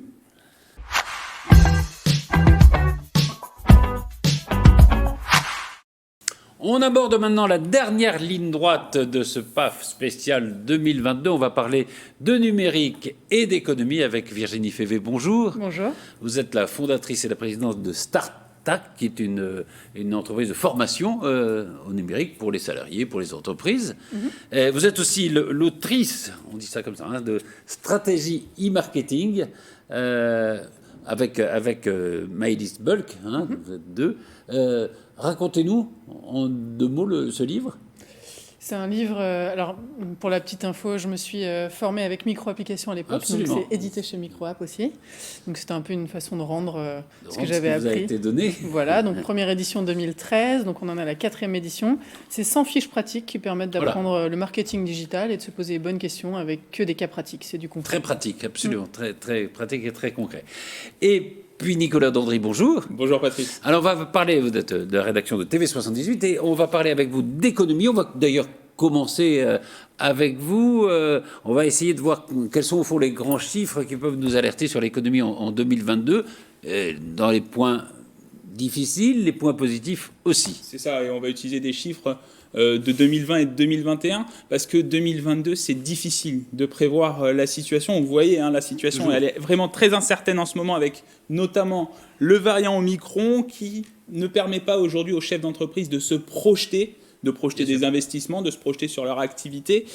La remise en place aussi du télétravail dans de nombreuses entreprises à cause de ce variant et de la reprise de l'épidémie a créé déjà des conséquences sur l'activité des restaurants et des commerçants. Une baisse des chiffres, quelques chiffres. Voilà, il y a des conséquences. Conséquences, évidemment. Puisque les travailleurs ne vont pas dans leurs entreprises, et ils ne consomment pas, ils ne vont pas manger au restaurant le midi. Et des chiffres qui nous viennent de la CPME d'Île-de-France constatent qu'il y a déjà une baisse entre 20 et 30% de l'activité des restaurants par rapport à une activité normale d'avant-crise, quoi. Même le click and collect, ça ne compense pas. Ça ne compense pas, parce que le restaurant, forcément, les gens vont forcément sur place manger, et donc il y a une baisse de l'activité qui est notée par les restaurants d'Île-de-France. Et enfin, le dernier sujet, c'est la question des prêts garantis par l'État. Oui. Mais le ministre de l'économie, Bruno Le Maire, a déjà répondu à cette inquiétude en annonçant un report, en tout cas un étalement du remboursement jusqu'à 10 ans pour les TPE qui sont vraiment en difficulté. Voilà ce qu'on peut dire sur cette année 2022 qui est, comme je le disais, incertaine et difficilement prévisible au niveau économique. Alors, c'est difficilement prévisible, mais on va quand même regarder un peu les principales données. Il y a quelques chiffres qui sont inquiétants, enfin sur lesquels il faut réfléchir. Il y a d'autres chiffres plus rassurants, je pense à la croissance notamment. On commence peut-être par les chiffres des défis économiques, c'est-à-dire il y a d'abord la dette. La dette post-Covid. Aujourd'hui, la dette publique française atteint 115,3% du PIB. Ça a pris 18 points de pourcentage entre 2019 et 2021 aujourd'hui. Le déficit public, ça c'est une autre donnée, donc avait atteint 9,1% du PIB en 2020. Cette année, on a baissé, c'est 8,1% du PIB. Alors le déficit, c'est ce décalage qu'il peut y avoir entre les recettes et les dépenses sur un an. Voilà.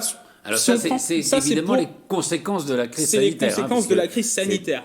L'État a investi massivement pour soutenir l'économie. C'est ce qui fait que l'État s'est endetté. Mais aujourd'hui, l'État français s'endette pour peu cher. C'est-à-dire que, comme tout particulier ou comme toute entreprise, l'État paye des intérêts sur ce qu'il emprunte. Et donc en 2020, l'État emprunté sur 10 ans à moins 0,3%. C'est-à-dire qu'on gagne presque en empruntant. Exactement, c'est ça, c'est que ça ne coûte rien à l'État français, et aujourd'hui, le taux, il est entre 0 et 0,25. C'est vraiment très faible, et donc l'État français, ça ne lui coûte rien en termes d'intérêt d'emprunter sur les marchés. C'est d'ailleurs pour ça, pardon, c'est vrai qu'il y a beaucoup d'argent qui circule, et il y avait beaucoup de gens qui financer les prêts d'État qui se portent sur d'autres financements, notamment, on en avait parlé, mais les NFT, la vogue des NFT vient aussi de ce qu'il y a. Il faut placer l'argent, quoi. Bien sûr. Et l'argent prêté aux États ne rapporte pas. On le voit bien. Et c'est pour ça que le marché des actions, d'ailleurs, aujourd'hui, le CAC 40 atteint des records, puisque les particuliers, ceux qui veulent investir, préfèrent plutôt les actions ou d'autres produits financiers comme aussi les NFT que les obligations d'État. Un dernier mot quand même. Le point positif, c'est la croissance. Croissance record depuis les années 70, début des années 70. Une croissance de 6,7%, c'est une prévision.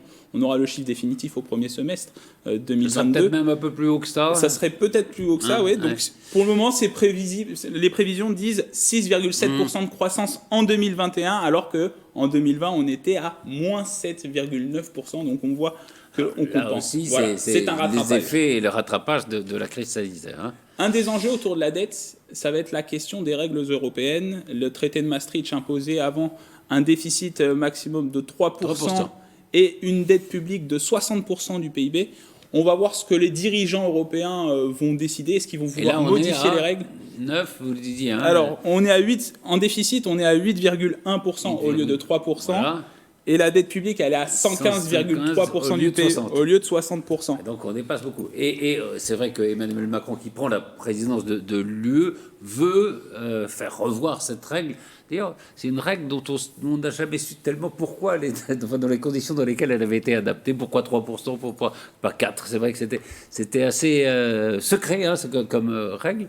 Et c'est vrai que, bon, à peu près tous les pays, l'Allemagne, il faudra voir, parce que l'Allemagne est encore, fait partie des pays qui veulent respecter les règles budgétaires, notamment le nouveau ministre de l'économie, mais il y a probablement un consensus, il y en a un entre la France et l'Italie notamment, pour relever ce plafond de 3%.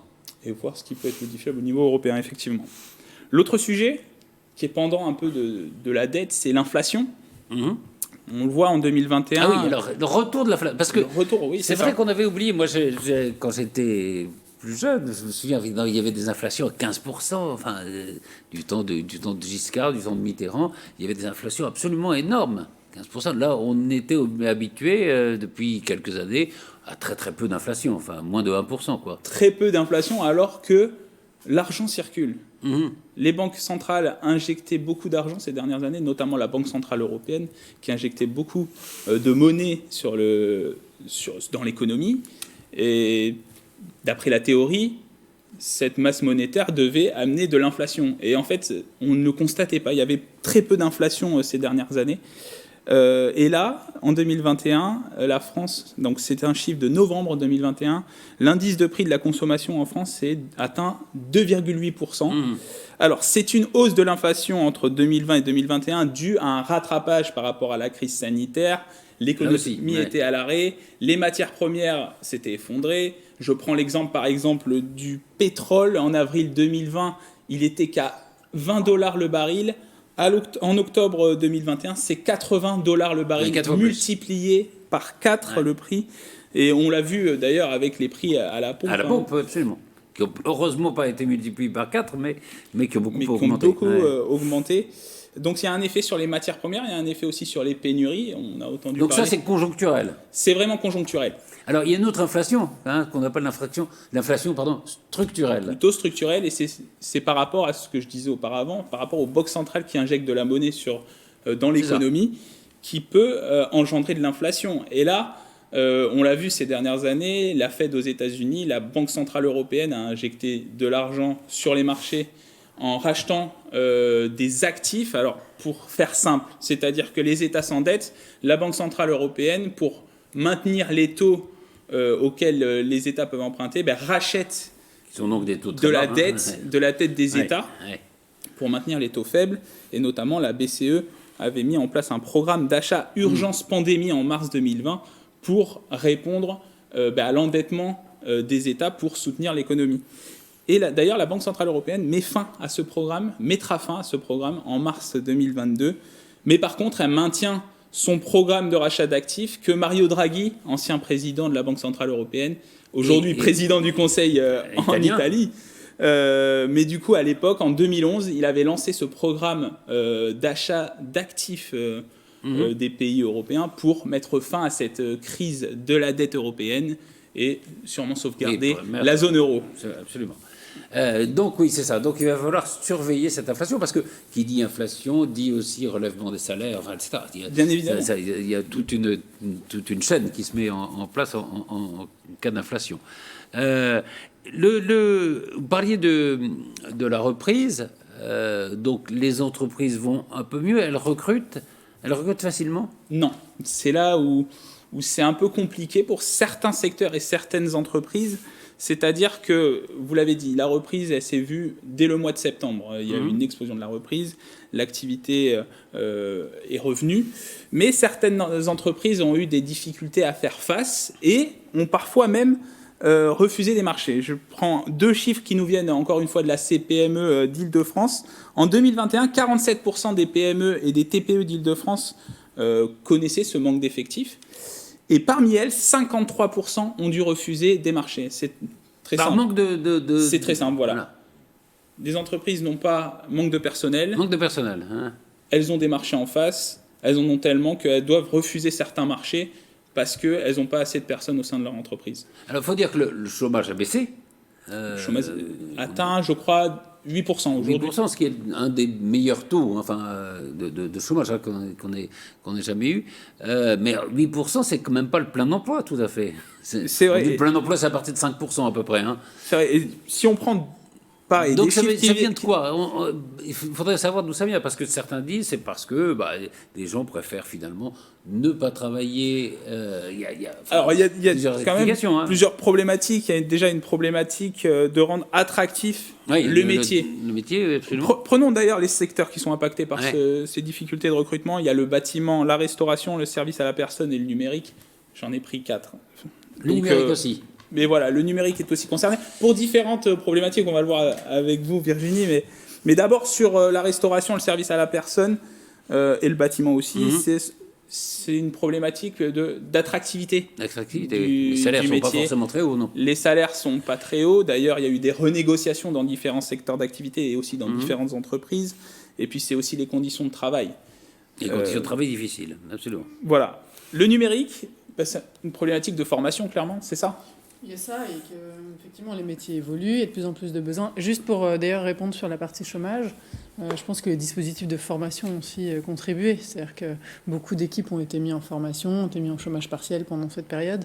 Et donc effectivement sur les taux, ça doit se ressentir aussi. Ça se ressent aussi, absolument. Et quand on parle des dispositifs maintenant de formation là, qui ont été mis en place pour le Covid, il y a eu quand même des plans de transformation numérique très importants qui ont été déployés dans les sociétés parce que effectivement on n'a pas de profil formé de façon opérationnelle et que parfois en termes de formation on n'a pas des formations, on peut pas se former et puis vivre sur ses acquis pendant 10 ans. Le numérique ça évolue très vite et donc il faut se mettre à jour très très régulièrement. Quand on met un pied dedans, en fait finalement on démarre la formation, donc il faut des formations très concrètes, très opérationnelles et toujours à jour quoi. Donc c'est un vrai sujet. Absolument. On le voit sur 50 ans en il y a plusieurs écoles. Je pense notamment à l'école 2600 qui a lancé une formation en cybersécurité à Montigny-le-Bretonneux parce que la cybersécurité a véritablement c'est un des grands enjeux. On en parlera peut-être tout à l'heure avec vous, mais c'est vrai que plus le monde se numérise, je peux dire, plus la cybersécurité est importante. Et il faut des compétences. Et puis le sujet, c'est que finalement, le numérique, c'est ce qui a permis aussi de maintenir l'activité. On peut maintenant trouver des clients en ligne, on peut communiquer. On parlait du télétravail avec vous tout à l'heure, qui est en effet une des nouvelles données. Même si dans certains secteurs, comme vous le disiez, ça peut poser des problèmes. Peut-être un mot quand même sur le plan de relance et puis cet objectif qui avait été défini par Emmanuel Macron, la France 2030. Alors commençons d'abord par le plan de relance, 100 milliards d'euros déployés, 519 millions d'euros dans les Yvelines pour 198 entreprises bénéficiaires. Alors, 198 entreprises. Voilà, 198 entreprises. Alors, c'est des grands groupes, mais il y a surtout un tissu important de PME et de TPE dans les Yvelines, des startups aussi. Et du coup, ça a permis de financer, enfin en tout cas d'aider au financement, parce que certaines entreprises avaient un investissement global. Une part était financée par l'entreprise, l'autre part était financée par ce plan de relance et par l'État. Ce sont des projets industriels de modernisation des outils de production. Certaines entreprises ont relocalisé des activités qui étaient à l'étranger et ont ramené l'activité en France. C'est aussi des projets d'industrie du futur, d'innovation soutenus dans les Yvelines.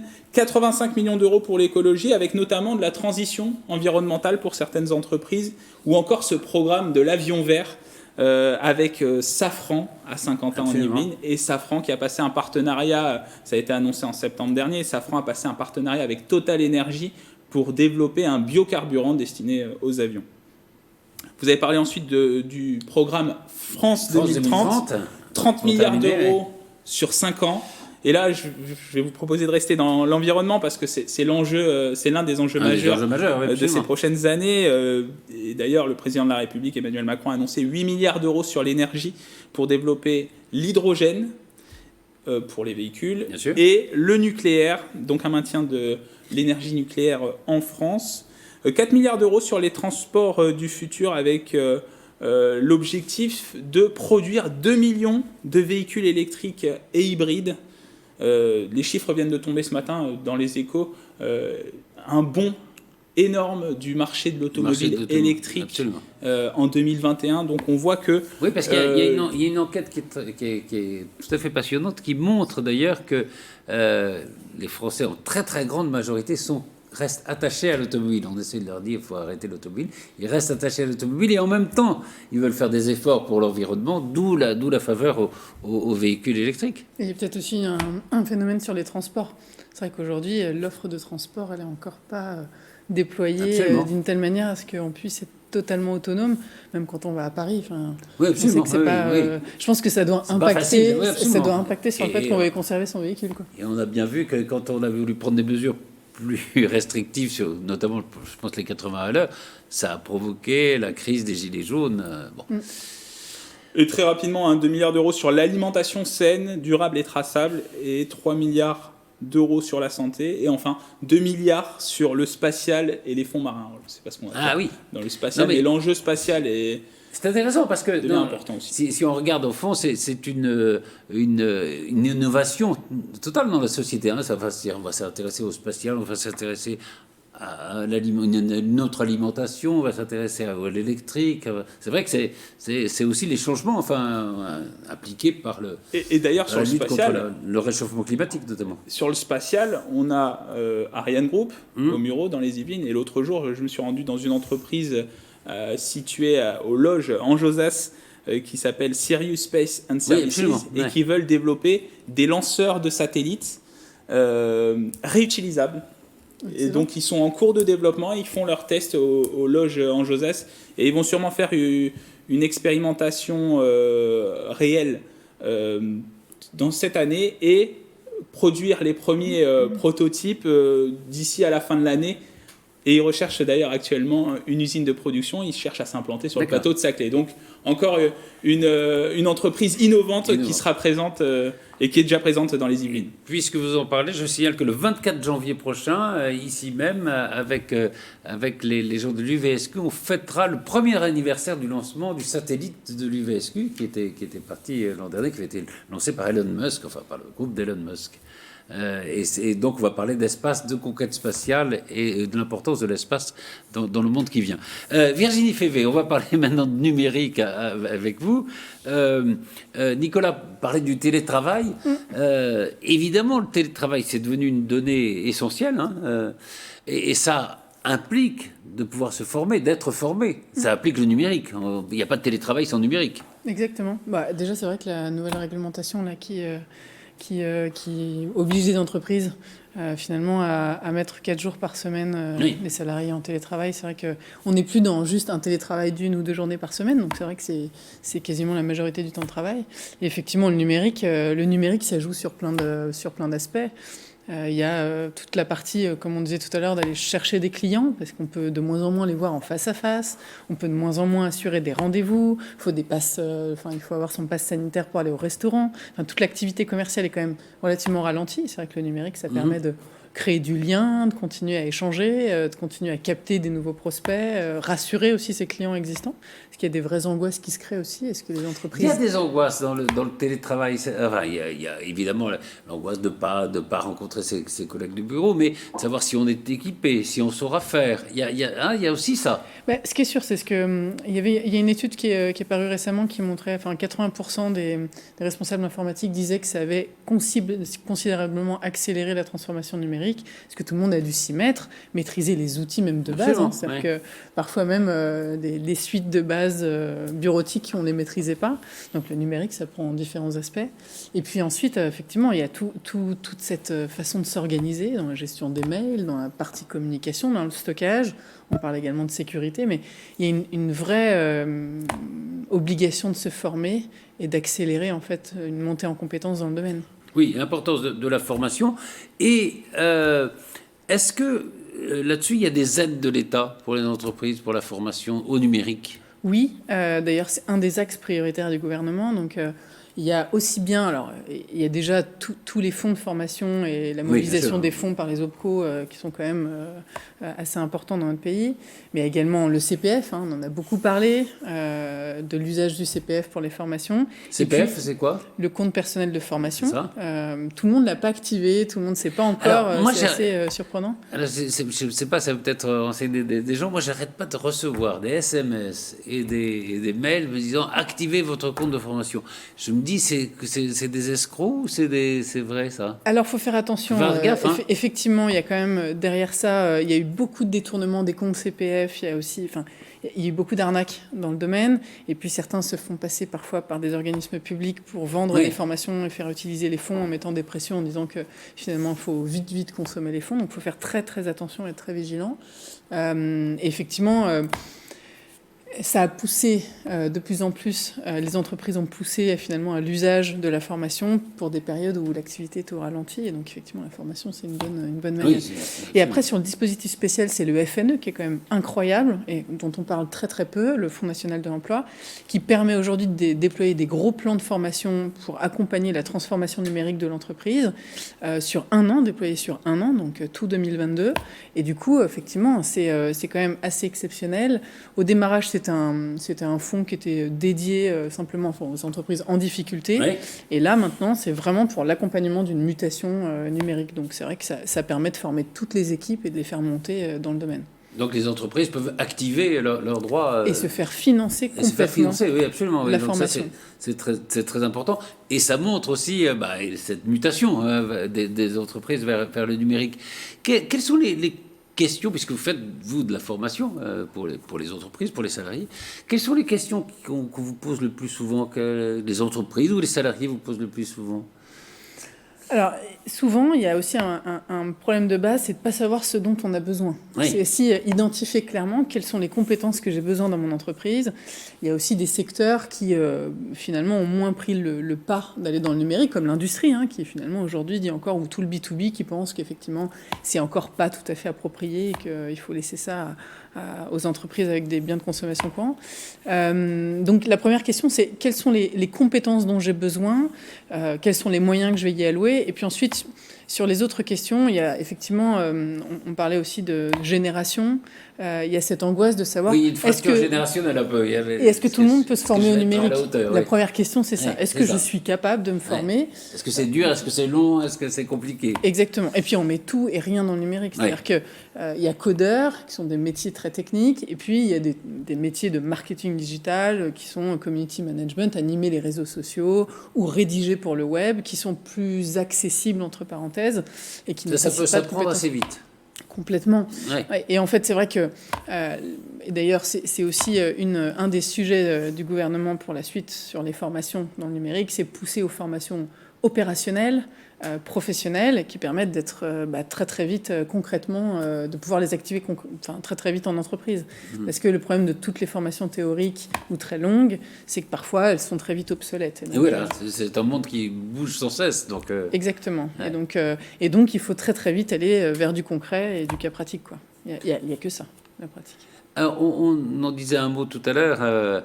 Évidemment, la question de la cybersécurité va être essentielle dans les mois, dans les années qui viennent. Elle est déjà... D'ailleurs, il y a eu beaucoup d'attaques d'entreprises sur ces territoires, notamment. Alors, ce qu'on appelle des ransomware, c'est-à-dire qu'un pirate informatique va bloquer un système d'un réseau, dans une entreprise, dans un établissement public. Dans des villes. Dans des villes. On a vu ça pendant la crise sanitaire. Et donc, le pirate informatique bloque le système. Dans les hôpitaux aussi, oui. Et forcément, quand un hôpital, une mairie a son système informatique bloqué, le pirate va demander une rançon en échange du déblocage, des rançons qui peuvent être énormes. Et alors en France, on a l'interdiction de payer une rançon informatique. Il me semble que c'est une règle de l'ANSSI, c'est ça, qui interdit de payer les rançons informatiques et il faut débloquer après le système. La question du déblocage du système est... Et puis ça évolue tellement vite. C'est-à-dire qu'en fait, finalement, la cybersécurité, ça n'a pas de fin.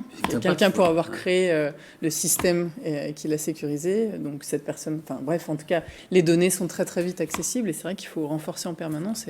Et l'enjeu, c'est que parfois, sur des choses très communes, en télétravail par exemple, on stocke nos fichiers sur nos ordinateurs qui ne sont pas toujours sécurisés, on partage notre vie sur les réseaux sociaux, on partage qu'on est en vacances et qu'on est peut-être responsable de quelque chose et que du coup, on sait l'absence. On l'a vu d'ailleurs, je crois, c'était il y a quelques années, sur sur Le Monde, quand il y a eu un problème, enfin bref, il y a eu un piratage. Oui, beaucoup Effectivement, on partage plein de choses. Dès qu'on s'en va en vacances, on dit qu'on est parti. Alors pour les cambriolages, c'est pareil. Et donc c'est vrai qu'on ne se rend pas bien compte de tous les enjeux. Des réseaux sociaux, parfois, oui, on donne des renseignements qu'on ne devrait pas donner, mais ça, c'est la responsabilité de chacun. Et donc c'est vrai réfléchir un peu. Au-delà même de la sécurisation du matériel, il y a aussi toute l'information qu'on véhicule, qu'on communique, et dont on ne se rend pas compte de l'impact, ou tous ces gens qui font des fichiers Excel de leur mot de passe, qui ne se rendent pas compte. Voilà, je parlais tout à l'heure des comptes de formation personnelle où il y a peut-être un peu d'escroquerie. J'ai l'impression que les boîtes de cybersécurité se multiplient. Là aussi, il faut peut-être faire attention avant de s'adresser à une boîte de cybersécurité. Il y a des grandes entreprises qui s'y mettent. Il y a un grand groupe. On pense sur le territoire de Saint-Quentin-en-Yvelines. On pense à Airbus Cybersécurité, qui a son siège à Elancourt. On pense à Atos, qui a aussi son siège, qui a un site aux Clés-sous-Bois. Et après, il y a des startups. Après, ça ne veut pas dire que d'autres entreprises plus petites ne sont pas excellentes. Bien sûr, il y a des startups qui a été primée d'ailleurs. Oxybox. Absolument, Oxybox, situé à Guyancourt. Je pense aussi à Silicom Silla, qui est engagé dans la formation en cybersécurité. Et Saint-Quentin-en-Yvelines, l'agglomération, est aussi engagée dans ce domaine-là, en proposant des formations, avec des collaborations avec des centres de formation. Je pense à Pop School, je pense à l'école 2600, comme j'en ai parlé tout à l'heure. Et c'est l'enjeu majeur, les compétences en cybersécurité. Et puis, il ne faut pas oublier quand même que la DGSI sur le territoire intervient dans les entreprises avec des formations gratuites pour former les salariés aux bonnes pratiques. Alors, oui, parce que comme vous le disiez, il y a déjà des pratiques de responsabilité individuelle. Faisons attention à ne pas donner des renseignements qui ne servent à rien, juste à informer les escrocs. Quoi. Et c'est pas mal de les mobiliser, effectivement, de les faire venir en entreprise pour au moins avoir un ensemble de règles de base. Et ça me fait penser que la gendarmerie des Yvelines propose aussi une formation. Ils ont fait une matinée, il me semble, au Golfe National sur former justement les PME, les TPE, les dirigeants des entreprises pour faire face justement aux dangers sur le numérique. Voilà, on pourrait continuer longtemps parce qu'il y a beaucoup de choses, mais on aura l'occasion de se retrouver au cours de l'année. Merci infiniment, Virginie Févé. Je rappelle le titre de votre livre, Stratégie e-marketing. Et puis, merci beaucoup Nicolas Dandry et bonne année. Merci, bonne vous année aussi. Et bonne année à vous tous. Voilà, j'espère que ce numéro spécial de PAF vous a plu. En tout cas, on a essayé de feuilleter déjà par avance l'album de 2022. Merci à tous.